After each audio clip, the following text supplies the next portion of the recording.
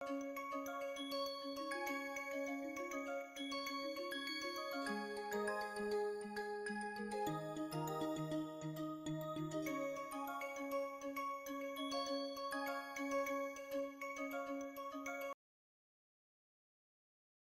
once again welcome you all to MSP lecture series on interpretative spectroscopy.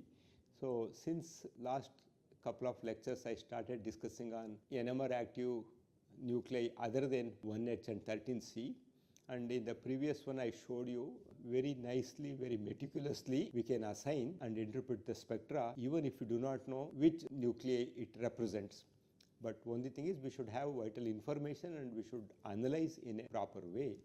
And let me continue with more such examples, and this is going to be my last lecture as far as NMR is concerned, and then I shall move on to UV visible spectroscopy and then IR, and at the end mass spectrometry.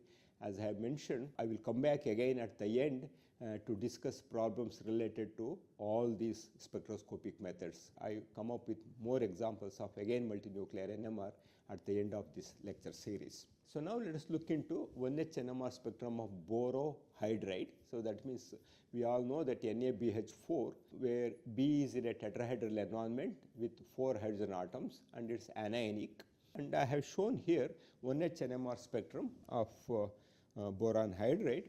The element boron, if you consider, and if you look into the table I provided in my second or third lecture about all NMR active nuclei and their gyromagnetic ratio, natural abundance, and also the corresponding sensitivity and details and nuclear spin. So now if you consider boron, it has 2 isotopes and both are NMR active, and 10 boron abundance is about 20% and its nuclear spin is 3, whereas 11 boron is 80% abundance and its spin is 3/2. So now let us look into this spectrum and rationalize the appearance of the observed 1H NMR spectra. So now if you look into first one here, we are seeing 4 lines of equal intensity, and also we are also seeing some smaller lines here.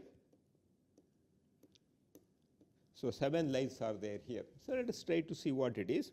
And if you look into boron, 10 boron, I equals 3, and if you simply use this 2Ni+1 rule here, and 2 is 1 nuclei is there, and then let us put now 3/2 and plus 1. That means I am considering 11 boron here, then we should get 4 lines here. So that means we are getting 4 lines in case of 1H NMR. That means 1H is coupled with boron, 11 boron with I equals 3/2, and it is showing 4 lines of equal intensity. That means immediately we can say this is due to 1J, B, 11 and H coupling, and coupling constant is in the order of 50 Hertz. And now what is this 7 lines here? Now let us look into 10 boron. In 10 boron we have again 1 boron is there and 3 plus 1, that means 7 lines should be there. And then here this is 80% and this is only 20%, it is 1/4 of the intensity. So it should give 7 lines of equal intensity. So we are seeing here this one, and here that means basically this spacing is for 10 boron to hydrogen coupling, and then this spacing is 11 boron to hydrogen coupling. So that both are appearing here because both of them have appreciable abundance, 80% and 20%. That means 1H NMR of boron hydride consists of coupling due to both 10 boron, which appears as 7 lines, and 11 boron, which appears as quadrate of 1:1:1:1 intensity. This is how the 1H NMR spectrum of boron hydride looks like. Let us look into 11 boron NMR spectrum of BH4 minus. Now if you consider 11 boron NMR, you should remember the fact that boron is in tetrahedral environment with 4 equivalent hydrogen atoms. As a result, boron signal should be split into a quintet. That's what we see here. We have quintet. It's because of boron coupling with 4 equivalent hydrogen atoms. This is here 11 boron to hydrogen coupling is 64.9 Hertz, and this spectrum can be obtained when we run 11 boron NMR. So when we run 10 boron NMR spectrum, how it's going to look like? yes, it looks more or less identical, except for the separation. The couplings could vary, and 10 boron NMR also shows a quintet of this intensity ratio of these 5 lines, and here 10 boron to hydrogen coupling is 27.3 Hertz. And both look identical. By just looking into the spacings or couplings, we should be able to distinguish between 11 boron NMR spectrum and 10 boron NMR spectrum. Now let's look into 11 boron NMR spectrum of BF3 diethyl ether. Of course, we should know that BF3 is very reactive, and we cannot store it without forming an adduct. It's unstable. And then if you add BF3 to a donor solvent such as ether or SME2, it readily forms a adduct, and that can be in solution, and handling would also be easy. So most of the time we get whether BH3 will come as SME2 and BF3 will be coming as etherate. Handling would be very easy. It comes in known molar concentration. And then if you look into 11 boron NMR spectrum, you anticipate boron to fluorine coupling, and then 11 boron NMR should be consists of a quadrate of 1:3:3:1 intensity. But how it's going to look like? So it looks like a singlet. So that means coupling to proton or fluorine is not usually observed except in the smallest and most symmetric molecules such as BH4 minus. Only in case of BH4 minus you can see coupling, whereas in most of the other boron compounds, whether you have fluorine on it, whether you have hydrogen on it, normally you don't see coupling. And same thing is true if you run 19F NMR. 19F NMR would show probably a singlet, doesn't show any coupling with boron. Rarely we come across those things. We have examined numerous examples of compounds having BF2 with both 11 boron NMR as well as 19F NMR. Both of them would show only singlets. So then 10 boron NMR has a lower sensitivity and results in broader signals than 11 boron. So it's always ideal to use 11 boron NMR unless the sample is enriched with 10 boron. Due to the lower sensitivity of 10 boron, if you want to interpret data or we want to look into boron NMR, it's always better to go for 11 boron NMR rather than going for 10 boron NMR unless the sample is enriched with 10 boron. So now let's look into another interesting NMR active nucleus, that is mercury. And mercury has two NMR active nuclei, 199 mercury and 201 mercury, and 199 is about 16.84% abundant, and it is I equals half. And then if we look into 400 megahertz NMR, the corresponding frequency for mercury is 71.3 megahertz. And the other one is 201 mercury, that is 13.2% abundant, and I equals 3/2. 199 mercury is a low sensitivity nucleus and yields sharp signals over a wide chemical shift range, whereas 201 mercury, a quadrupolar low sensitivity nucleus that yields broad signals, and 199 mercury NMR used for the study of mercury compounds, their structure, dynamics and conformation. It's also used for biological bindings studies using its relaxation effects. Once again, whether we are looking into 199 mercury or 201 mercury, the standard used is dimethyl mercury.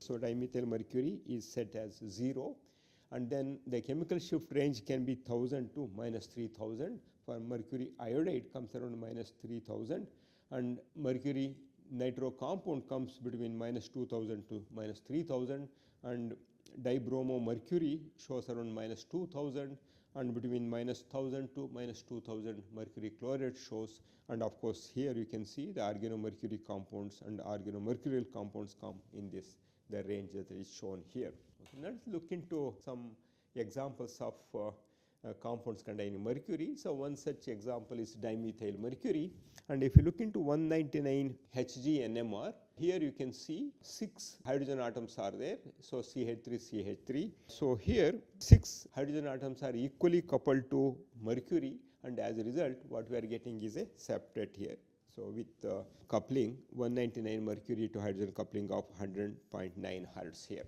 And then when we look into 1H NMR spectrum of dimethyl mercury, we get one signal here.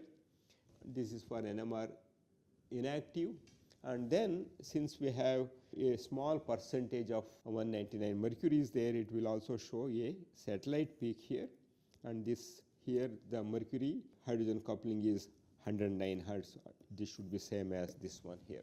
So that means 1H NMR spectrum consists of a singlet with mercury coupling satellites with a mercury hydrogen coupling of 109 Hertz, whereas 199 mercury NMR consists of 7 lines, the septet, because of coupling with hydrogen atom. So now let's look into 13C NMR of dimethyl mercury, and again here you can expect one signal, broad signal, and then having mercury satellites, and here 1J mercury 199 mercury to 13C coupling is about 686.2 Hertz.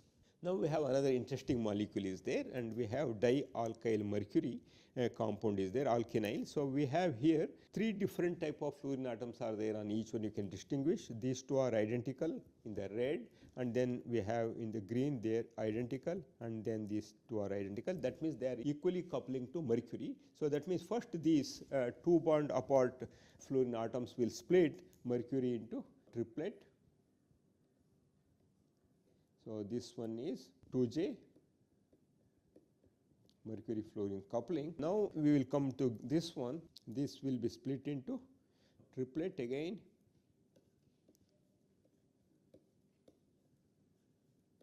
So I have given in the color here. So this is, if you see 1, 2, 3 bond coupling,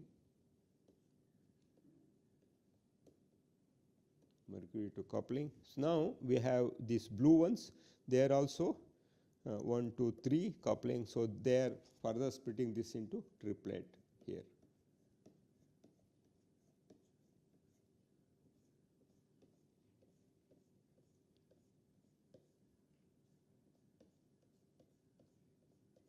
So if you see here, this can be called as triplets of triplets.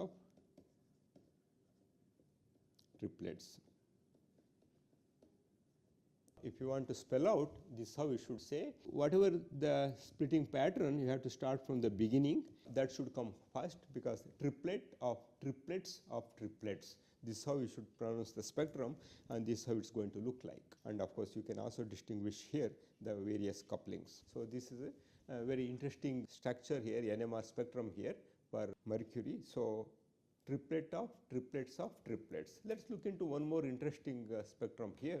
Look into here. One of the fluorine is replaced by CF3 group. So that means basically, to begin with, very similar to what we had earlier, these 2 would couple together to give a triplet, and then next these 2 would couple to give, split this triplet into triplets.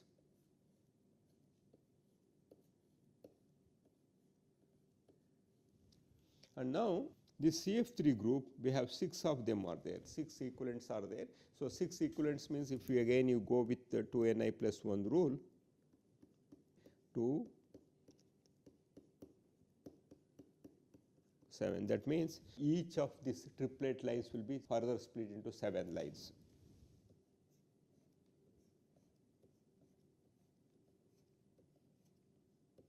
So something like this, all of them. So that means this one we can call it as triplet of triplets of septets. So this is how the spectrum looks like. This is a triplet of triplets of septets.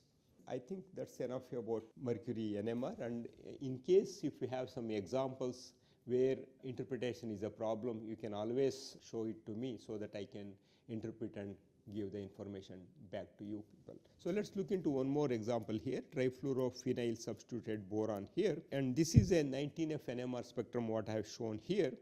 And if you look into 19F fluorine NMR spectrum, and by just looking into that one, you can conclude that these 2 are equivalent, ortho fluorine atoms are equivalent, and then we have meta fluorine atoms are another set, and then we have another set in 1:2:2 ratio. That means we can see 3 different type of fluorine atoms are there, and you can see here. And of course, they can also couple with boron or hydrogen. As a result, they show a multiplet, and I do not have a resolved spectrum here. But nevertheless, by looking into those things, you should be able to identify 3 different type of fluorine environments in this molecule. Okay, so now let's look into one more example. This is about lead. Lead also has several naturally occurring isotopes, including 204 Pb, 1.5% natural abundance, and 206 Pb, 24% abundance, and also we have 207 Pb, 22% abundance, and also we have 208 Pb, 52% abundance. Of these isotopes, only 207 has non-zero nuclear spin of I equals half. 207 is 22%, I equals half. This is NMR active. That means if we have any lead compound like tetramethyl lead or tetraethyl lead is there, certainly we can run 207 lead NMR to know its chemical shift environment. And what would you expect to observe for the 1H NMR spectrum of tetramethyl lead given that 2J PBH coupling is 60 Hertz? That means the value is given PBH, and if you just look into tetramethyl lead,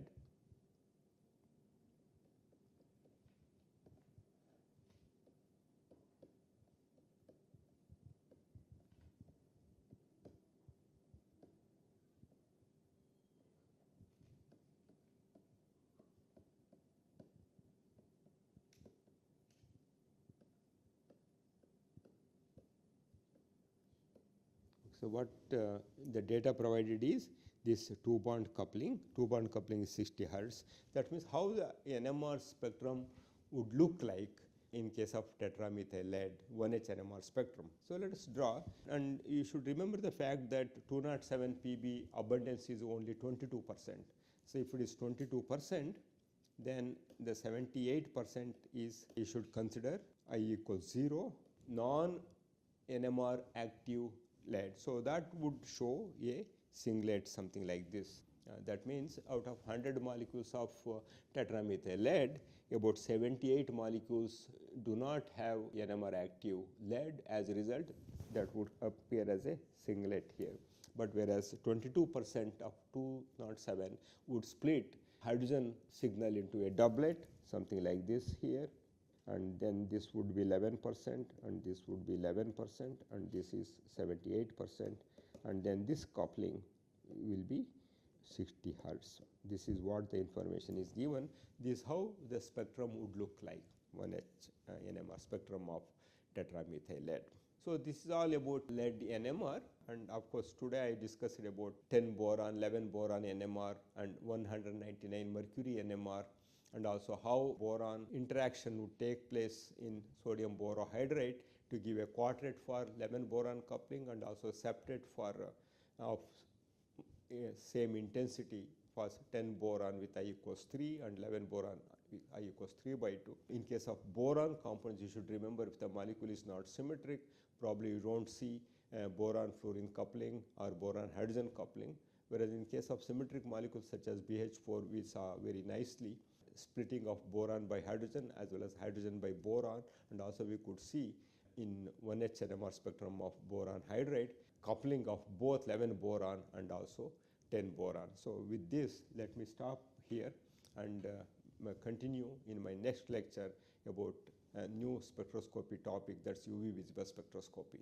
Until then, have an excellent time reading interpretive spectroscopy. Thank you.